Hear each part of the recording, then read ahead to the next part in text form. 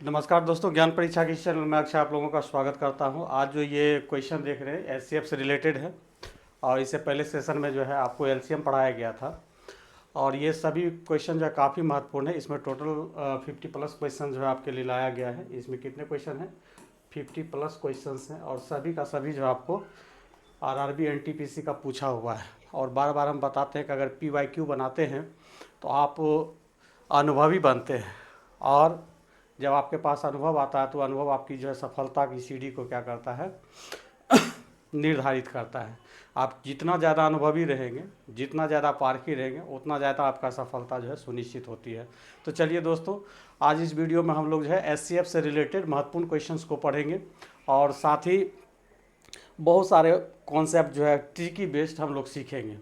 तो चलिए दोस्तों, इस सेशन को आप लोग जो है बिना स्किप किए हुए शुरू से अंत तक देखें। अगर एचसीएफ का आपको सबसे बेस्ट कॉन्सेप्ट आपको तैयार करना है तो इस वीडियो को कभी स्किप ना करें। और एक बार अगर आप इस वीडियो को देख लेते हैं तो निश्चित रूप से हम कह सकते हैं कि आपको एचसीएफ में कभी भी कोई भी समस्या नहीं आएगी। ठीक है दोस्तों, तो चलिए। और दूसरा एक रिक्वेस्ट है कि जो दोस्त मेरे चैनल पर नए हैं वो इस चैनल को जो है सब्सक्राइब कर ले। चलिए हम लोग आगे बढ़ते हैं। पहला क्वेश्चन है, रवि के पास जो है 1530 अंडे हैं जबकि विनीता के पास जो है 2380 अंडे हैं जिन्हें कार्टूनों में रखा जाना है। प्रत्येक कार्टन में अंडों की अधिकतम संख्या। तो देखिए, हम जब एलसीएम पढ़ा रहे थे तो वहाँ न्यूनतम संख्या हमेशा फाइंड करने के लिए कहा जाता था और यहाँ जब एचसीएफ हम पढ़ाएंगे तो यहाँ आपको मैक्सिमम डिजिट पूछेगा, मैक्सिमम नंबर पूछेगा। ठीक है, तो अधिकतम संख्या कितनी होनी चाहिए ताकि वह कार्टून रवि और विनीता दोनों के लिए उपयोग हेतु स्वीकार हो और उसमें से कोई भी खाली जगह ना हो और ना ही कोई अंडा बिना पैक किया हुआ ना रहे। तो ऐसा जब प्रश्न आए, अधिकतम संख्या पूछे, आंख मूंद के आपको क्या करना है? एचसीएफ फाइंड करना है।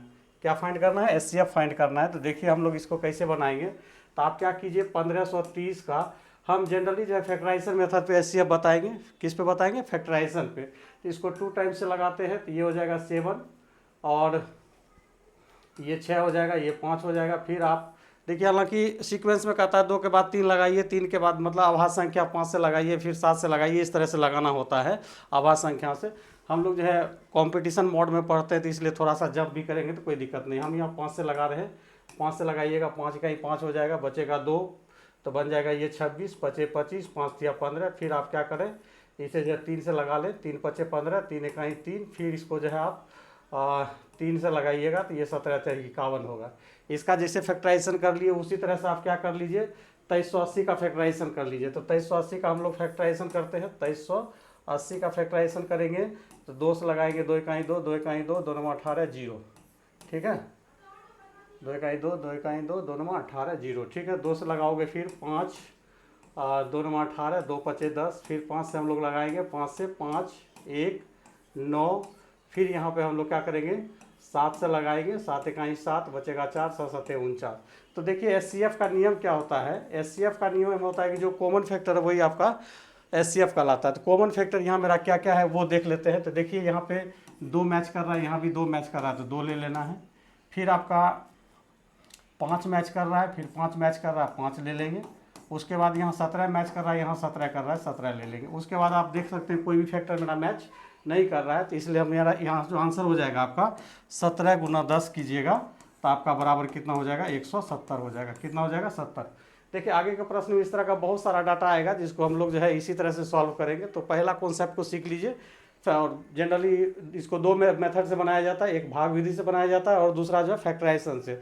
तो कंपटीशन के दृष्टिकोण से हमको लगता है फैक्टराइजेशन सबसे बेस्ट है। आप भी इसे अप्लाई करते रहें इसी तरह से। चलिए अगला क्वेश्चन कह रहा है कि 144, 360, 504 का एचसीएफ क्या होगा। तो आप क्या कीजिए, 144 का फैक्टराइजेशन कर लीजिए। ठीक है, तो 2 से इसे लगाएंगे 7 होगा, ये 2 होगा। फिर इसको लगाइएगा 2 से 3 होगा, ये 6 होगा। फिर 2 से लगाएंगे तो यह जो है 2 कहीं 2 8 16 हो जाएगा।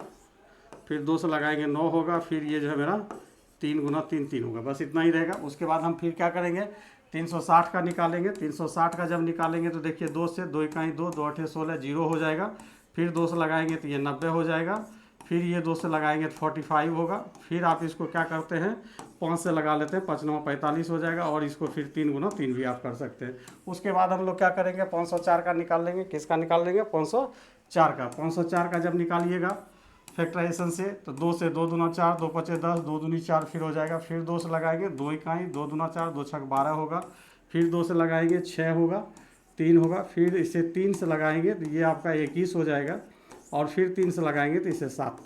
अब इसका SCF हमको बताना, क्या बताना है SCF। तो देखिए कॉमन फैक्टर मेरा क्या क्या हो रहा है, तो यहाँ कॉमन जब फैक्टर देखेंगे देखिए 1 2 3, 3 टाइम्स 2 इसमें भी है, 3 टाइम्स 2 इसमें भी है, 3 टाइम्स 2 इसमें भी है, तो मतलब आपका 2 गुना 2 गुना 2 हो जाएगा। अब आगे हम देखते हैं और क्या मैच कर रहा है। उसके बाद 2 आपका किसी में मैच नहीं कर रहा। 3 को देखते हैं 3 कहाँ जा रहा है, तो 3 देखिए इसमें भी 2 है, 3 इसमें भी 2 बार है, 3 इसमें भी 2 बार है, तो मतलब 3 गुना 3 भी आपका आएगा। उसके अलावा हमको लगता है कि अब जो है 2 किसी में मैच नहीं कर रहा है, और उसके अलावा 5 जो है किसी में मैच नहीं कर रहा, 7 भी किसी में मैच नहीं कर रहा, तो मेरा यही फैक्टर हो जाएगा। 8 गुना 9 कीजिएगा तो हो जाएगा कितना, 72। तो राइट आंसर आपका कितना होगा, 72 होगा। तो राइट आंसर कितना आ गया, 72। चलिए अगले प्रश्न पे चलते हैं। अगला प्रश्न भी कह रहा है किरण के पास 24 मनके हैं और रेशम के पास जो है 18 काले मनके हैं। मनकों को इस प्रकार व्यवस्थित करना चाहता है कि प्रत्येक पंक्ति में मनकों की संख्या समान हो और प्रत्येक पंक्ति में या तो केवल काले मनके हो या केवल सफ़ेद मनके हो। तो मनकों की वह अधिकतम, देखिए फिर यहाँ अधिकतम संख्या आपको बोल रहा है, क्या बोल रहा है, अधिकतम संख्या बोल रहा है। जैसे अधिकतम संख्या आप देखेंगे यहाँ पे, इसका मतलब आपको समझना है कि SCF फाइंड करना है। क्या करना है, SCF। तो यहाँ पर देखिए आपको 24 और 18 का क्या करना है, SCF फाइंड करना है। तो 24 18 का SCF फाइंड कीजिएगा तो ये आपका जो है 2 गुना 2 गुना 3 4 दूनी 8 या 24 हो जाता है। इसको लिखेंगे तो हो जाएगा 3 गुना 2 हो जाता है। तो इसका SCF जब हम लोग निकालेंगे SCF, तो देखिए आपका जो है 1 2 मिल रहा है, यहाँ भी 1 2, तो मतलब 2 आ जाएगा। उसके बाद 1 3 मिल रहा है, 1 3 मिल रहा है, इसके अलावा आपको कुछ नहीं मिल रहा, तो इसका क्या हो जाएगा, 6 हो जाएगा। तो इसका SCF मेरा क्या हो जाएगा भाई, 6 हो जाएगा। आसान क्वेश्चन है। चलिए अगले प्रश्न पे चलते हैं। अगला प्रश्न देखिए, इस प्रश्न को बनाने से पहले हम आप लोग को एक कॉन्सेप्ट सिखाना चाहते हैं। LCM में हम सिखाए थे, SCF में भी सिखाते हैं। जैसे मान लेते हैं, एक छोटा सा एग्जांपल दे रहे हैं कि 2 पे पावर 3 है और 2 पर पावर यहाँ जो है 2 है, और इसका हम कहेंगे SCF बताने के लिए, क्या बताने के लिए, SCF। तो देखिए वहाँ LCM जब हम लोग बनाते थे तो उसमें जो है मैक्सिमम पावर को हम लोग चूज करते थे। किसको करते थे, मैक्सिमम पावर को चूज करते थे। लेकिन यहाँ SCF बना रहे हैं तो SCF हमेशा जो है मिनिमम पावर होता है। क्या होता है, पावर के बेस में बता रहे, पावर हमेशा क्या होगा, मिनिमम होगा। तो मिनिमम यहाँ देखिए 3 और 2 में मिनिमम कौन है, 2 है, तो 2 पर पावर 2। जैसे A है, A स्क्वायर है, A क्यूब है, A 4 है। अब इसका SCF अगर आपसे पूछते हैं कि SCF क्या होगा, तो इसमें जो लोएस्ट पावर होगा वही आपका क्या होगा, SCF होगा। तो लोएस्ट पावर देखिए इस पर क्या है, 1 है, तो इसलिए इसका SCF क्या हो जाएगा, A पर पावर 1 हो जाएगा। आई होप 2 कॉन्सेप्ट जो है आपको, मतलब 2 एग्जाम्पल जो है आपको सीखने के लिए बहुत काफ़ी है। तो चलिए हम लोग आगे चलते हैं।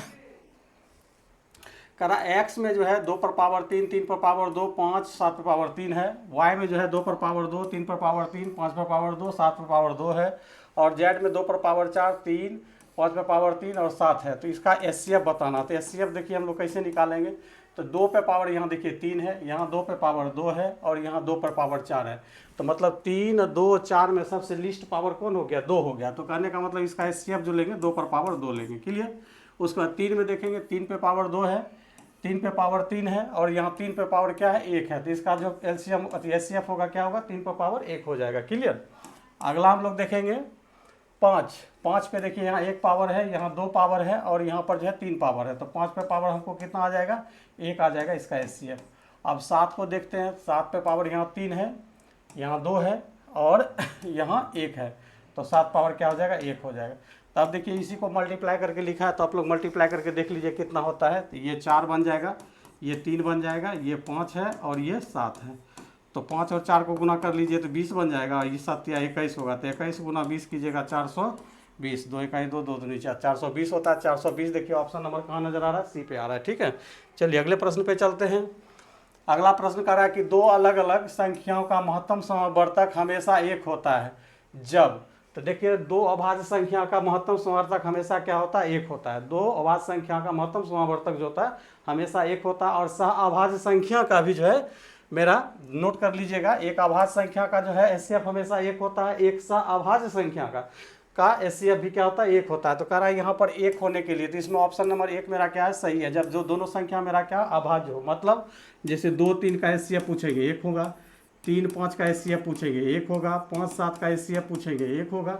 समझ गए। चलिए अगले प्रश्न पे चलते हैं।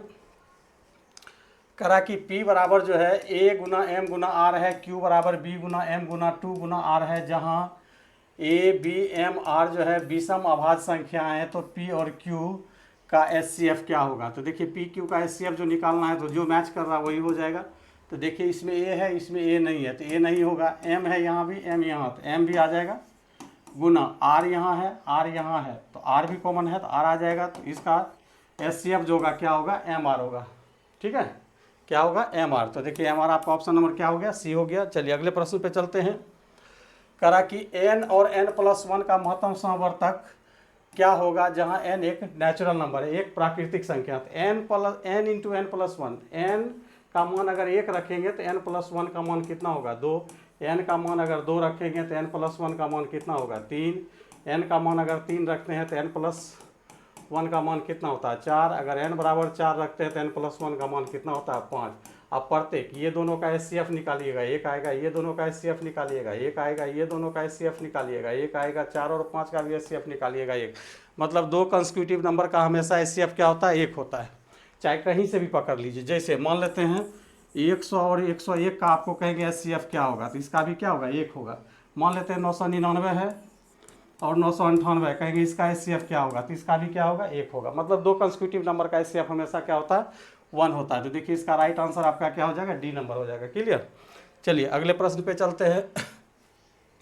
करा 7 संतरे 28 सेब और 42 आम के पेड़ों की पंक्ति में इस प्रकार लगाया जाना है कि प्रत्येक पंक्ति में केवल एक ही किस्म के पेड़ हो और पैरों की संख्या समान हो। इस प्रकार लगाए गए पैरों की पंक्तियों की न्यूनतम संख्या ज्ञात करें। देखिए यहाँ पंक्ति की संख्या पूछ रहा है, क्या पूछ रहा है, पंक्ति। यहाँ पे तो हम ये देखेंगे कि 7 संतरे 28 सेब और 42 आम के पेड़ों में कितनी पंक्तियां लग सकते हैं। तो इसको फाइंड करने के लिए आप सबसे पहले क्या करेंगे, 7, 28 और 42 का HCF ले लीजिएगा। तो HCF जब आप लीजिएगा तो देखिए 7 इसमें भी है, 7 चौक 28 है, 7 छक 42 है, 7 गुना 1 है, तो मतलब इसमें कॉमन जो आएगा आपका क्या आएगा, 7। और नंबर्स ऑफ रो बताना है, क्या बताना है, नंबर्स ऑफ रो बताना है, कितनी पंक्ति मेरी होगी। तो इसके लिए क्या कीजिए, जितना मेरा पौधा है उसमें HCF से डिवाइड कर दीजिए। ठीक है, तो 7 पौधा है, HCF से भाग लगा दिए, प्लस 28 सेब का है तो 7 से भाग लगा दिए, 42 आम का है तो इसको 7 से भाग लगा दिए, तो कट के 1 आएगा, 7 चौक 28 आएगा, ये 7 छक 42 आएगा। मतलब टोटल जो है रो की संख्या मेरा कितना होगा, 11 होगा। टोटल रो की संख्या कितनी होगी, 11। तो देखिए 11 आपका ऑप्शन नंबर कहाँ है, सी में है। क्लियर। चलिए अगले प्रश्न पे चलते हैं। 9वां प्रश्न है, करा 3 कंटेनर, एक 72 लीटर का है, एक 90 लीटर का है और एक आपका 144 लीटर का है। 3 कंटेनर है, एक जो है आपका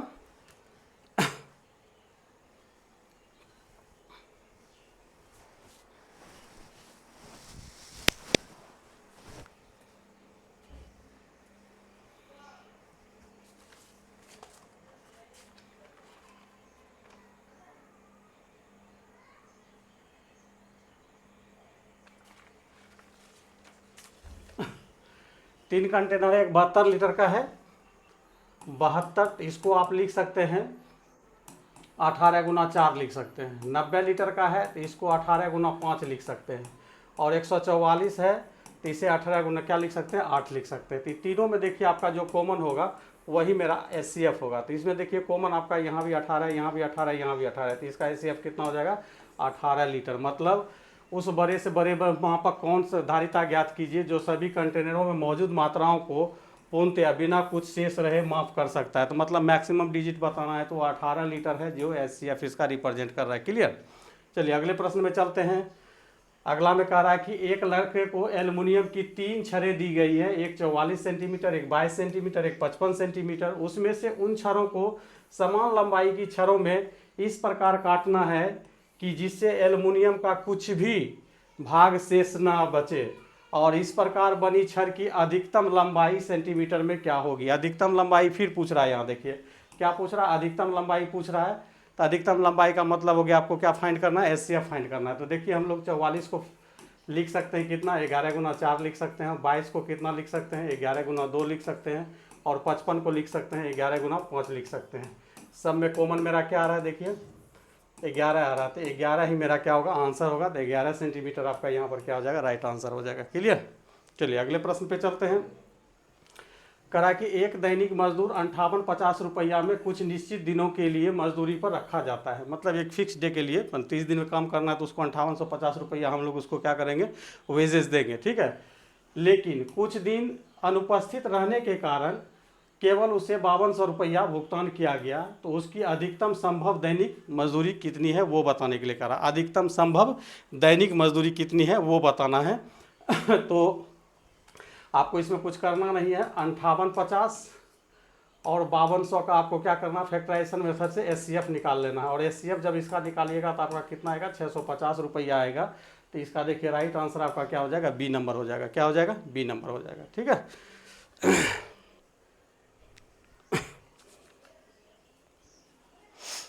चलिए अगले प्रश्न पे चलते हैं। अगला प्रश्न कह रहा है कि वह बड़ी से बड़ी संभव लंबाई ज्ञात कीजिए। फिर जैसे बड़ी से बड़ी संभव लंबाई बोला, इसका मतलब आपको क्या फाइंड करना है, एचसीएफ इज व्हाट। आप कह रहा है कि उपयोग की गई है जिसका उपयोग 7 मीटर, मतलब एक जो है आपको 7 मीटर है, एक 3 मीटर 85 सेंटीमीटर है, 3 मीटर 85 सेंटीमीटर है, और एक जो है 12 मीटर 95 सेंटीमीटर है, ठीक है। तो इसको सबको क्या करना है, सेंटीमीटर में, चूंकि आंसर देना है किस में देना है, सेंटीमीटर में। तो सबको पहले सेंटीमीटर में ले जाइए। तो आपको पता है कि 1 मीटर में कितने होते हैं, 100 सेंटीमीटर होते हैं। 1 मीटर में 100 सेंटीमीटर होता है। तो ये 700 सेंटीमीटर हो जाएगा। ये आपका जो है 385 सेंटीमीटर हो जाएगा, और ये 1295 सेंटीमीटर हो जाएगा, ठीक है। आप इन तीनों का एचसीएफ फाइंड कर दीजिएगा, वही आपका क्या होगा, राइट आंसर हो जाएगा। तो इसका एचसीएफ जब आप फाइंड कीजिएगा तो आपका 35 सेंटीमीटर आएगा। देखिए 35 ही आपका क्या होगा, राइट आंसर होगा। अब देखिए ये सब फैक्टराइजेशन पे फाइंड करना है। अब यहाँ पर अगर हम फैक्टराइजेशन करते हैं थोड़ा टाइम किल होगा, इसलिए आप लोग को डायरेक्ट हम बताते हैं कि इसका एचसीएफ फाइंड कीजिएगा, आपका 35 आ जाएगा, ठीक है। चलिए अगले प्रश्न पे चलते हैं। करा दो संख्या का योग 288 है और उसका एचसीएफ कितना है, 16 है। तो ऐसी संख्याएं कितने युग्म बनाए जा सकते हैं। फिर देखिए यहाँ पेयर का पॉसिबिलिटी पे क्वेश्चन आ गया, वेरी वेरी इंपॉर्टेंट। देखिए इस क्वेश्चन में अक्सर विद्यार्थी फंस जाता है, क्योंकि कॉन्सेप्ट सही नहीं रहेगा तो अक्सर फंसना ही होगा इसमें, ठीक है। तो चलिए इसको हम लोग हच मार्क देते हुए, और मोस्ट इंपॉर्टेंट अहम VVI कहते हुए आप लोग को हम सिखा रहे हैं। इससे पहले भी सिखाए, फिर अभी सिखा रहे हैं, ठीक है। तो जैसे आपको एचसीएफ दे दिया है, तो एचसीएफ के रिगार्डिंग आप क्या कीजिए, संख्या कंसीडर कर लीजिए। एचसीएफ 16 है तो हम मान लेंगे संख्या जो होगा एक 16x होगा, एक दूसरा संख्या क्या होगा, 16y होगा। 16x और 16y होगा। अब करा उसका योगफल कितना है, 288। तो हम क्या करेंगे, 16x प्लस 16y को जोड़ेंगे और ये आपका 288 के बराबर कर लेंगे। 16 मेरा कॉमन हो जाएगा, x प्लस वाई बराबर 288। 16 से इसको डिवाइड कीजिएगा, 16 से 16 का ही 16 बच जाता है आपका कितना, 12। और 16 गुना 8 कितना होता है, 128 होता है, ठीक है। तो मतलब x प्लस वाई जो आपको निकलेगा कितना निकलेगा, 18 निकलेगा। अब इसमें आपको पॉसिबिलिटी ढूंढना, तो एक बार हम डिटेल में पॉसिबिलिटी बताते हैं कि पॉसिबिलिटी ढूंढा कैसे जाता है, ठीक है, डिटेल। तो आप देखिए x प्लस वाई बराबर 18 है, तो इसका मतलब ये हुआ कि अगर x और y को रखे यहाँ और यहाँ 18 रखे, देखिए इसको अगर 1 करेंगे तो ये 17 होगा, ये 2 करेंगे तो ये 16 होगा, ये 3 करेंगे तो ये 15 होगा, ये 4 करेंगे तो ये आपका 14 हो जाएगा। ये 5 कीजिएगा तो 5 में आपका ये जो हो जाएगा कितना हो जाएगा, 13 हो जाएगा। ये 6 कीजिएगा तो 12 हो जाएगा। ये 7 कीजिएगा तो 11 हो जाएगा। ये 8 कीजिएगा तो ये 10 हो जाएगा। और इसको 9 कीजिएगा तो 9 हो जाएगा। अब यहाँ से जैसे आगे बढ़ेंगे, जैसे 10 बढ़ेंगे तो इधर आपको कितना 8। तो देखिए ये वाला चीज़ रिपीट होने लगा है, तो हम लोग क्या करेंगे, यहीं पे रुक जाएंगे। यहाँ पे रुकने के बाद हम लोग क्या करेंगे, देखेंगे।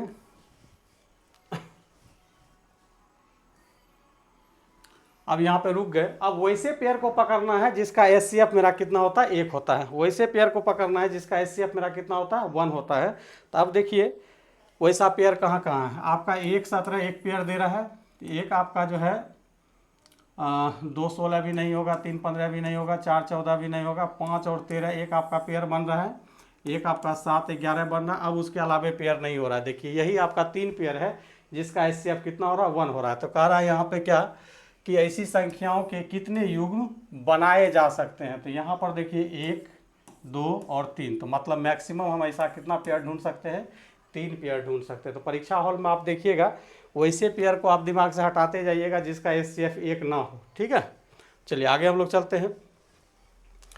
करा 81, 91, 101 और 111 का HCF कितना होगा। तो हम आपको देखिए इसमें एक चीज़ बता दें आपको, जब किसी भी संख्या के बीच में अगर एक आपका अभाज्य संख्या आ जाए तो चाहे कितनों संख्या दिया रहेगा उसका HCF क्या होगा, एक ही होगा। अब थोड़ा सा एग्जांपल दिखाते हैं। जैसे मान लेते हैं 8 है, क्लियर, 8 है, 9 है, अब बीच में एक 11 ले लेते हैं। इसका HCF आप लोग अपने पेन पेपर पे निकाल के देखिए, एक आएगा। अब जैसे मान लेते हैं 4 ले लेते हैं, 6 ले लेते हैं, एक आपका जो अभाज्य संख्या 7 ले लिए, एक अभाज्य संख्या कितना ले लिए, 7 ले लिए। अब इसका आप HCF निकाल के देखिए, आपको HCF कितना आएगा, 1 आएगा। अब कहीं भी बढ़ के मतलब देख सकते हैं। जैसे कल्पना कीजिए 12 ले लिए, 13 ले लिए और 14 ले लिए। तो देखिए 13 आपका क्या है, अभाज्य संख्या। इसका जब HCF निकालिएगा तो आपका कितना मिलेगा, 1 मिलेगा। तो कहने का मतलब किसी भी नंबर के सीरीज में अगर एक भी अभाज्य संख्या आपको नजर आ जाता है उसका HCF क्या होगा, 1 होगा। तो इसमें देखिए आपका 101 जो है आपका क्या अभाज्य संख्या है, क्लियर। तो ये जैसे अभाज्य संख्या नजर आया तो इसका HCF कितना हो जाएगा, 1 हो जाएगा। करा एक दुकानदार के पास एक डिब्बे में 50 लीटर तेल है, दूसरे डब्बा में जो 35 लीटर तेल है, उस अधिकतम आकार के कंटेनर की धारिता ज्ञात कीजिए। अधिकतम बोल रहा है, फिर आपके दिमाग में आ जाना चाहिए कि अधिकतम का मतलब क्या फाइंड करना है बंधु, HCF फाइंड करना है। तो करा धारिता ज्ञात कीजिए जिसमें किसी भी डिब्बे की तेल की मात्रा पूर्णतः मापा जा सकता है, मतलब उसमें कुछ भी रेस्ट ना हो। आपको क्या करना है तब इस कंडीशन में, एक 50 लीटर है, एक आपका कितना है 35 लीटर है, दोनों का क्या करना है, HCF निकालना। तो इसको 5 गुना कितना लिख सकते हैं, 10, इसको लिख सकते हैं 5 गुना 7।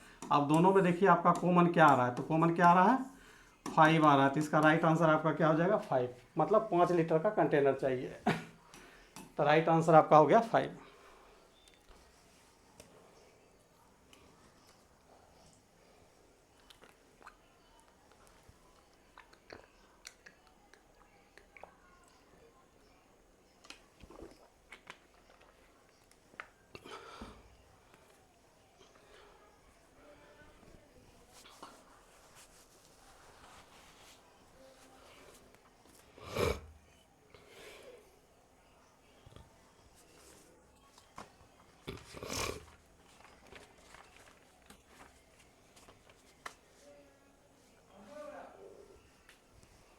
चलिए अगले प्रश्न पे चलते हैं।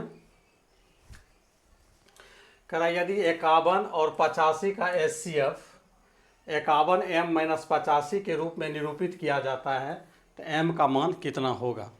तो ये भी देखिए बहुत आसान प्रश्न है। आप क्या कीजिए, 51 और 85 का HCF ले लीजिए। तो 51 को हम लोग लिख सकते हैं कितना, 17 गुना 3 लिख सकते हैं, और 85 को जो है 17 गुना 5 लिख सकते हैं। तो HCF कितना हो गया, HCF मेरा हो गया कितना, 17। HCF कितना हो गया, 17। जैसे HCF 17 निकल गया तो ये करा कि HCF का ही मान कितना दिया है, 51 m - 85। तो यहाँ प्रश्न से आपका जो है, प्रश्न से HCF बराबर जो है 51 m - 85 दिया गया है। तो ये 17 के बराबर हो जाएगा, 17 बराबर 51 m - 85। अब 85 को इधर लाइएगा तो 51 m बराबर हो जाएगा, जुट के 7 5 12 का 2 बाकी चाहिए, 1 8 1 9 1 10 हो जाएगा, मतलब 102। इसलिए m बराबर जो है 102 बटे 51 जैसे कीजिएगा तो 2 टाइम्स में काटेगा। कितना टाइम्स में काटेगा, 2 टाइम्स में। तो इसका m का वैल्यू कितना हो जाएगा, 2 हो जाएगा, ठीक है। चलिए अगले प्रश्न पे चलते हैं। अगला प्रश्न कह रहा है, ये भी प्रश्न काफ़ी इंपॉर्टेंट है, वेरी वेरी इंपॉर्टेंट, क्लियर। आपको सबसे पहले एक फार्मूला बता दें कि जैसे मान लेते हैं a - b and AQ - BQ का HCF अगर आपसे हम पूछे क्या होगा, तो क्या इसका आंसर देंगे आप लोग, थोड़ा सोचिए। तो a - b को तो जनरली हम लोग कुछ नहीं कर सकते, तो a - b ही रह जाएगा, ठीक है। लेकिन AQ - BQ के लिए हम फॉर्मूला देंगे a - b into A² plus AB plus B² देंगे। अब देखिए कॉमन फैक्टर मेरा क्या बन रहा है, a - b बन रहा है। क्या बन रहा है, a - b।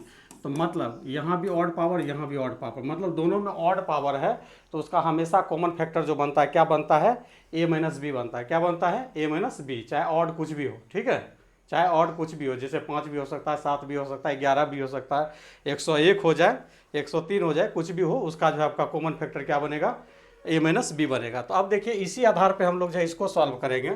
9 यहाँ पे हम लोग सॉल्व कर रहे हैं। देखिए 3 पे पावर 45 माइनस 1 है, तो इसको आप लोग क्या लिख सकते हैं, जरा सोचिए। ऐसा चीज़ लिखना है जो कि दोनों में सिमिलरिटी दिखाए। क्या दिखाए, सिमिलरिटी दिखाए, ठीक है। तो हम लोग क्या करेंगे, कॉमन फैक्टर के लिए 5 9 45, 5 7 35, 5 के फैक्टर में लिखते हैं इसको। 3 पे पावर 5 पर पावर हम लोग 9 कर देते हैं, माइनस 1 है, 1 पे 9 लिखिएगा तो कोई हर्ज नहीं होगा। क्लियर, 1 पे पावर कितना दे दे उसका मान 1 ही होता है। अब इसका जो फैक्टराइजेशन जो भी होगा, इसका फर्स्ट फैक्टर जो बनेगा आपका 3 पर पावर 5 माइनस 1 बनेगा। क्या बनेगा, 3 पर पावर 5 माइनस 1 फर्स्ट फैक्टर। अब इधर कुछ भी लिखा है उससे मतलब हमको नहीं है। क्लियर, अब आगे हम लोग देखते हैं। फिर आपका 3 पे पावर कितना दिया है, 35 दिया है, माइनस 1 है, तो इसको हम लोग क्या लिखेंगे, 3 पर पावर 5 पर पावर 7 लिखेंगे, माइनस 1 पे पावर 7 दे दीजिए, कोई दिक्कत नहीं। यहाँ भी पावर आपका ऑड है, इसलिए इसका एक फैक्टर जो बनेगा मेरा वो आपका बनेगा 3 पर पावर 5 माइनस 1 बनेगा। और इधर कुछ भी लिखा रहे उससे मतलब, जैसे देखिए यहाँ पर a-b कॉमन हुआ था, इधर कुछ भी है उससे लेना देना हमको नहीं था, इसलिए अभी हम उसको मिटाए नहीं ताकि आप लोग समझ सके। अब यहाँ पे एचसीएफ बताना है, तो अब देखिए एचसीएफ दोनों में मिल क्या रहा है, यहाँ भी 3 पे पावर 5 माइनस 1 है, यहाँ भी 3 पर पावर 5 माइनस 1 है, तो मतलब ये जो फैक्टर बनेगा कॉमन फैक्टर वही एचसीएफ होगा, मतलब 3 पर पावर 5 माइनस 1 मेरा एचसीएफ होगा। अब इसको सॉल्व करके देखना है, तो 3 पर पावर 5 का मतलब होता है 243, अब माइनस 1 बराबर कितना हो जाएगा, 242। तो मतलब इसका एचसीएफ जो निकलेगा मेरा कितना निकलेगा, 242। बहुत ही इंपॉर्टेंट क्वेश्चन है दोस्तों, परीक्षा हॉल में अगर सडनली आ जाए तो हो सकता है चक्कर लगे, तो इसलिए आप इसको अच्छे से सीख लें और अच्छे से समझ लें। चलिए अगले प्रश्न पे चलते हैं। कह रहा है दो सम संख्या का महत्तम समावर्तक कम से कम क्या होना चाहिए। तो दो सम संख्या जैसे 2 4 का अगर हम एचसीएफ निकालते हैं, इसका एचसीएफ निकालिएगा तो कितना निकलेगा, 2 निकलेगा। अब अगर मान लेते हैं 4 और 6 का निकालते हैं तो इसका भी 2 निकलेगा। अगर 6 8 का भी अगर निकालते हैं तो इसका भी 2 निकलता है। 8 10 का भी निकालते हैं तो इसका भी 2 निकलता है। तो मतलब कम से कम क्या होगा, वह 2 होगा। तो इसका राइट आंसर आपका क्या बनेगा, सी होगा। चलिए अगले प्रश्न पे चलते हैं। अब देखिए फिर यहाँ पावर बेस्ड क्वेश्चन है। पावर का आपको कह रहा है एचसीएफ फाइंड करने के लिए, तो देखिए इसको आप लोग आसानी से बना सकते हैं, कॉन्सेप्ट सिखा चुके हैं। एचसीएफ में जो है सबसे छोटी पावर और एलसीएम में सबसे बड़ी पावर। क्लियर, यही इसका रूल है।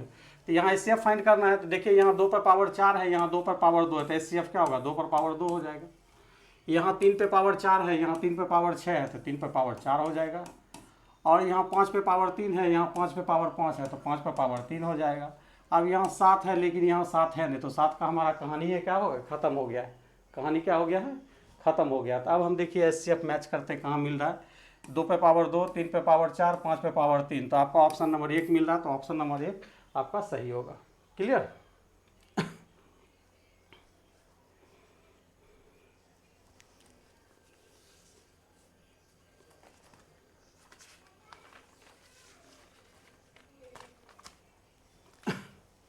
चलिए अगले प्रश्न पे चलते हैं। करा दो सहअभाज्य संख्या का गुणनफल 117 है, तो उसका एचसीएफ ज्ञात कीजिए। हम बार बार बोलते आ रहे हैं कि जब दो अभाज्य संख्या हो या दो सहअभाज्य संख्या हो, दोनों स्थिति में उसका एचसीएफ क्या होगा, 1 होगा। दोनों स्थिति में उसका एचसीएफ क्या होगा, 1 होगा। चाहे दो संख्या आपका कुछ भी दुनिया का दिया हो, उससे कोई मतलब नहीं है। तो आप इसको 1 साइड क्लिक कर सकते हैं, क्या होगा, 1 होगा। या इसको बनाना चाहते हैं तो 117 है, तो इसका मतलब यह 13 गुना 9 का मल्टीप्लायर है, मतलब एक संख्या 13 है, एक 9 है। इसका एचसीएफ आपको जब निकालिएगा तो देखिए ये आपका अभाज्य संख्या है और ये सहअभाज्य है, तो कहने का मतलब ये मेरा हो जाएगा, इसका एचसीएफ कितना, 1 हो जाएगा। ठीक है, चलिए अगला प्रश्न पे चलते हैं। कह रहा है एचसीएफ फाइंड करने के लिए, क्या फाइंड करना है, एचसीएफ फाइंड करना है। तो एचसीएफ पे फिर आपको हम बता रहे हैं यहाँ पे कि आपका जो सबसे कम पावर होगा वही आपका एचसीएफ होगा, सबसे लीस्ट वैल्यू जो होगा वही आपका क्या होगा, एचसीएफ होगा। तो यहाँ देखिए 2 पर पावर 1 है, यहाँ 2 पे पावर 2 है, यहाँ 2 पे पावर 2 है, तो इसका एचसीएफ जो होगा 2 पर पावर 1 हो जाएगा। अब यहाँ देखिए 3 पे पावर 2, 3 पे पावर 1, 3 पे पावर 1 है, तो मतलब ये 3 पे पावर 1 हो जाएगा। यहाँ 5 पे पावर 2, यहाँ 5 पे पावर 1, यहाँ 5 पे पावर 2, तो फिर यहाँ भी क्या हो जाएगा, 5 पे पावर 1 हो जाएगा। तो इस तरह से 5 या 15 गुना 2 कर लीजिएगा तो 30, यही आपका क्या होगा, राइट आंसर होगा। क्लियर, चलिए अगले प्रश्न पे चलते हैं। अगला प्रश्न कह रहा है कि शिवा के पास 24 चॉकलेट, 36 बिस्कुट और 60 आइसक्रीम है। 3 तरह का आइटम है। कह रहा है अपने सहपाठियों में बांटने के लिए वह लाया है। वह चाहती है कि उसके प्रत्येक सहपाठी को प्रत्येक वस्तु समान संख्या में मिले। जैसे अगर किसी को चॉकलेटें देना है तो सबको बराबर चॉकलेट जाए, अगर बिस्कुट देना है तो सबको बराबर बिस्कुट जाए, आइसक्रीम देना है तो सबको बराबर आइसक्रीम जाए। ठीक है। सहपाठियों की अधिकतम संख्या क्या होगी? नंबर ऑफ स्टूडेंट पूछ रहा है कितना होगा। तो जैसे अधिकतम संख्या पूछा आपका रास्ता क्लियर हो गया। हमको क्या फाइंड करना है? एचसीएफ फाइंड करना है, जिसमें वह एक भी चीज़ बचाए बिना पूरी तरह से बांट सकती है। क्लियर। तो आप यहाँ पे क्या कर सकते हैं? 24, 36 और 60। तो इसको आप 12 गुना 2 लिख सकते हैं, इसको 12 गुना 3 लिख सकते हैं और इसको 12 गुना 5 लिख सकते हैं। अब इसका एचसीएफ निकाल दीजिए, वही राइट आंसर होगा। तो मतलब इसका राइट आंसर क्या हो जाएगा? 12। तो देखिए आपका ऑप्शन नंबर क्या हो रहा है? सही, सी नंबर सही हो रहा है। क्लियर। चलिए अगले प्रश्न पे चलते हैं। अगला प्रश्न कह रहा है कि कपड़े के 3 टुकड़ों की लंबाई क्रमशः 1.26 मीटर, 1.98 मीटर, 1.62 मीटर है। तो कितनी अधिकतम लंबाई द्वारा इन्हें पूरा मापा जा सकता है? तो देखिए ऐसा जब प्रश्न आपके पास रहे तो आप इसे प्रायः क्या कीजिए? सेंटीमीटर में कन्वर्ट कर लीजिए। क्योंकि डेसिमल में फाइंड आप ऑप्शन भी देखिएगा तो आपका ऑप्शन किस में दिया है? सेंटीमीटर में दिया है। किस में दिया हुआ है? सेंटीमीटर में दिया हुआ। इसलिए आप क्या कीजिए? इसको आप सेंटीमीटर में कन्वर्ट कर लीजिए।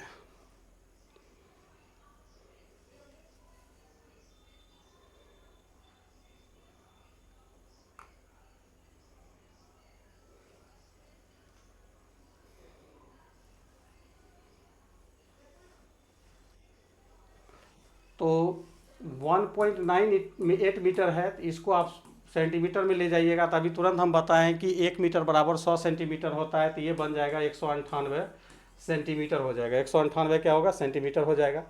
उसके बाद सॉरी एक छूट गया है, 1.26 मीटर है तो इसको आप लोग जो है 126 सेंटीमीटर लिख सकते हैं।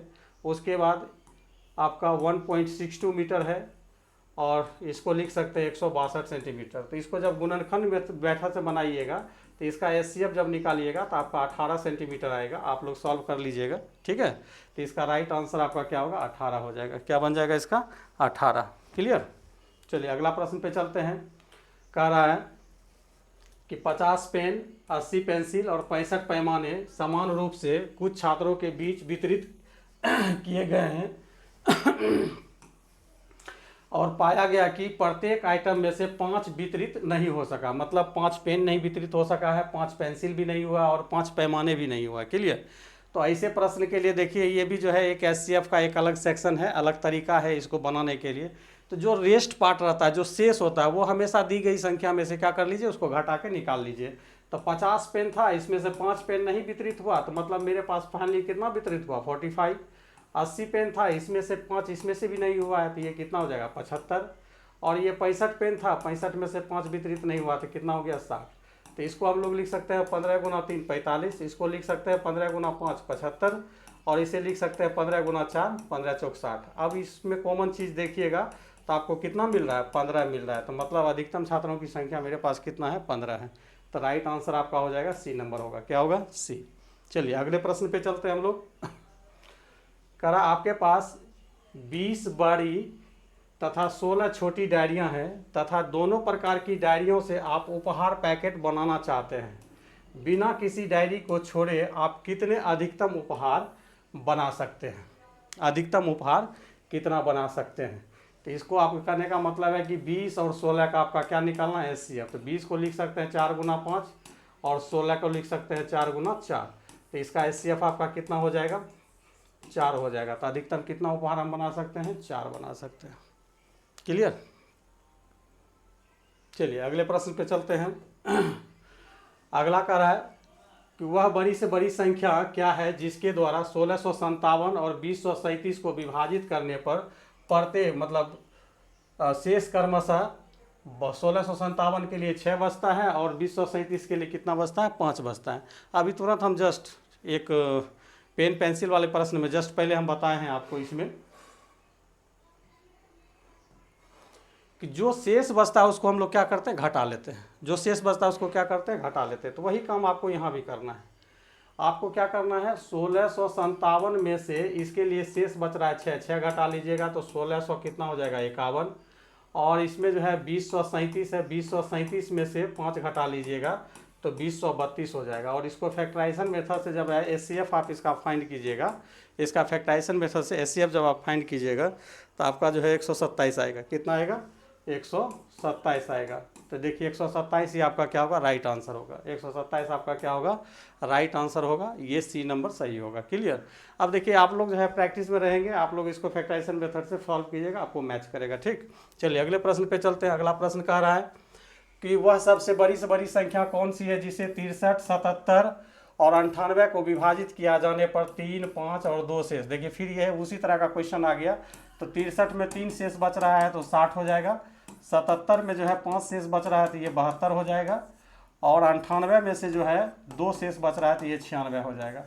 तो इसको हम लोग जो लिखेंगे 12 गुना 5 लिख सकते हैं, इसे 12 गुना 6 लिख सकते हैं और इसे 12 गुना 8 लिख सकते हैं। इस तीनों में जब कॉमन आप देखिएगा तो कॉमन आपका क्या मिलेगा, 12 मिलेगा। तो यही 12 आपका क्या होगा, एचसीएफ होगा। 12 आपका क्या हो जाएगा, एचसीएफ।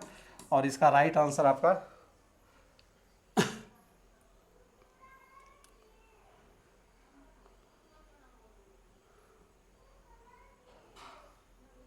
12, 5, 6, 63 में 3 जाएगा आपका 60 बच गया।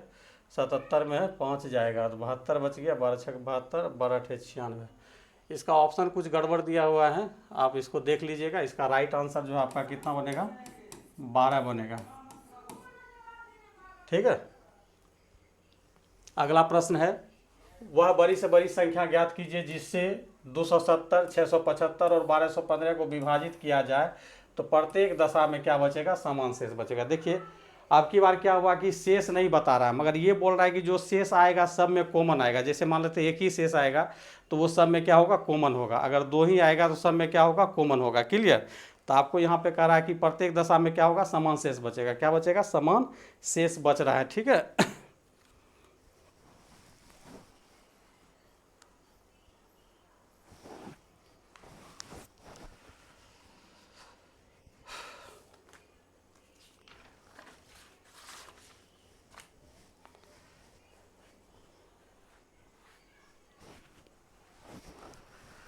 इसको देखिए, इसको भी हम लोग जो बनाएंगे बहुत सिंपल वे में बनाएंगे। ऐसा जब प्रश्न आए, ये भी देखिए एचसीएफ का एक अलग है। जब हम बेसिक क्लास स्टार्ट करेंगे तो उसमें आपको लोग को जो है मतलब टॉपिक वाइज बताएंगे, जिसमें कि एक टॉपिक जो मतलब जैसे इस प्रश्न को बनाने का एक अलग मेथड है। ठीक है, इसको कैसे बनाएंगे। तो अभी तो चूंकि हम लोग क्वेश्चन बैंक पढ़ रहे हैं तो उसमें मिसलेनियस प्रश्न आता है, सिमिलरिटी नहीं मिलती है।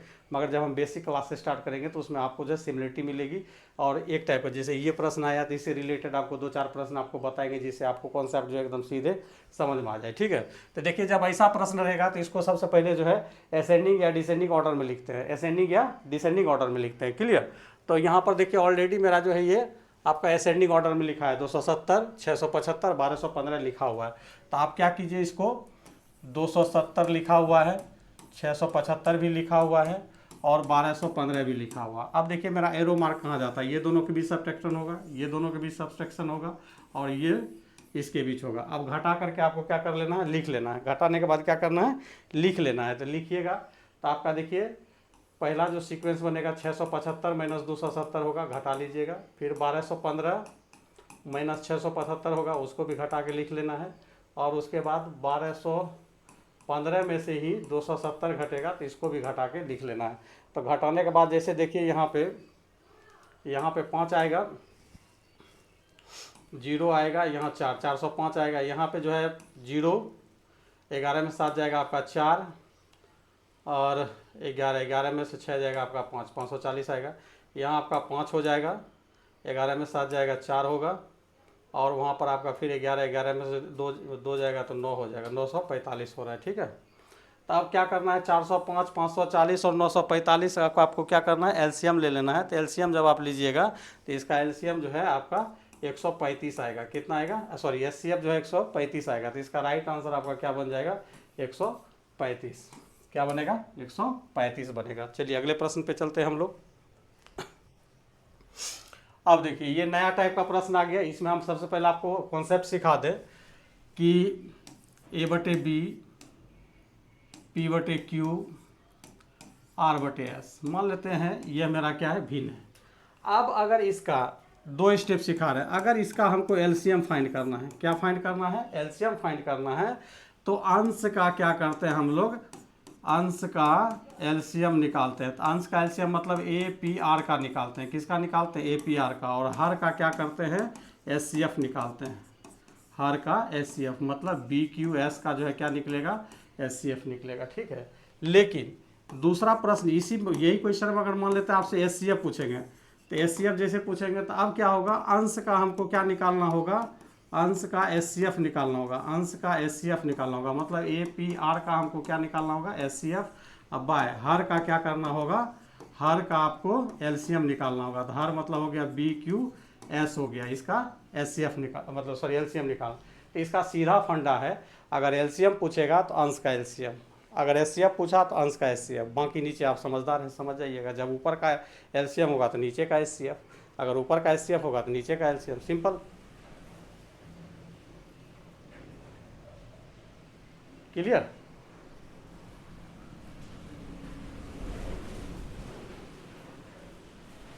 आंधी उठ गया।